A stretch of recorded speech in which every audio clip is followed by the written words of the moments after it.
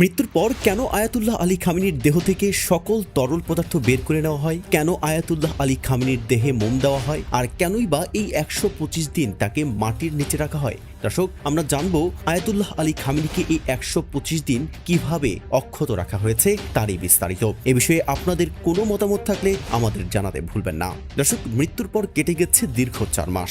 গত ২৮শে ফেব্রুয়ারি ইসরায়েল ও মার্কিন যুক্তরাষ্ট্রের আকস্মিক হামলায় তেহরানে প্রাণ হারান ইরানের সাবেক শীর্ষ ধর্মীয় নেতা আয়াতুল্লাহ আলী খামেনি। মাঝে কেটে গেছে দীর্ঘ ১২৫ দিন। অবশেষে আগামী ৯ জুলাই মাশহাদে সমাহিত হতে যাচ্ছে এই প্রভাবশালী ধর্মীয় নেতা।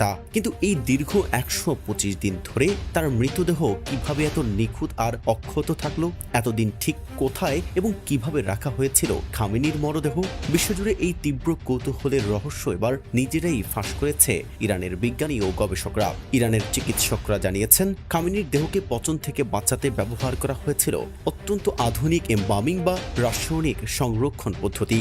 মৃত্যুর পরপরই তার শরীর থেকে সব ধরনের প্রাকৃতিক তরল বের করে রক্ত চলাচল স্থায়ীভাবে বন্ধ করে দেওয়া হয়েছিল। এরপর ফর্মলডিহাইড, গ্লিসারিন, অ্যালকোহল এবং বিশেষ জীবাণুনাশক দিয়ে তৈরি একটি তরল মিশ্রণ ধমনীর সাহায্যে পুরো শরীরে প্রবেশ করানো হয়। এই প্রক্রিয়ায় টিস্যুগুলো সহজে নষ্ট হয় না এবং দেহের বাহিরের চামড়াও থাকে একদম সতেজ।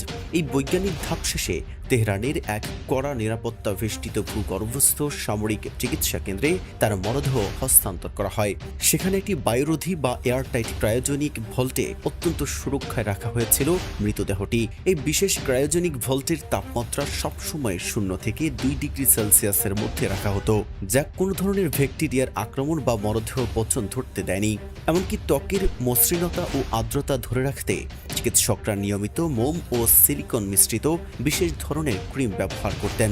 তবে কেবল ইরানের সাবেক শীর্ষ নেতাই নন, পৃথিবীর ইতিহাসে আরও অনেক প্রভাবশালী বিশ্ব নেতার দেহকে যুগের পর যুগ ধরে এভাবে সংরক্ষণ করা হয়েছে, যার সবচেয়ে বড় উদাহরণ সাবেক সোভিয়েত ইউনিয়নের ভ্লাদিমির লেনিন। ১৯২৪ সালে মারা যাওয়া লেনিনের দেহ আজ দীর্ঘ ১০২ বছর ধরে ঠিক এভাবেই সংরক্ষিত রয়েছে। এছাড়াও ভিয়েতনামের মহান বিপ্লবী নেতা হো চি মিনের মরদেহ ৫৭ বছর এবং উত্তর কোরিয়ার প্রতিষ্ঠাতা কিম ইল সুং এর দেহ আজও প্রায় ৩২ বছর ধরে প্রায় একই কেটে গেছে দীর্ঘ ৪ মাস। গত ২৮শে ফেব্রুয়ারি ইসরায়েল ও মার্কিন যুক্তরাষ্ট্রের আকস্মিক হামলায় তেহরানে প্রাণ হারান ইরানের সাবেক শীর্ষ ধর্মীয় নেতা আয়াতুল্লাহ আলী খামেনি।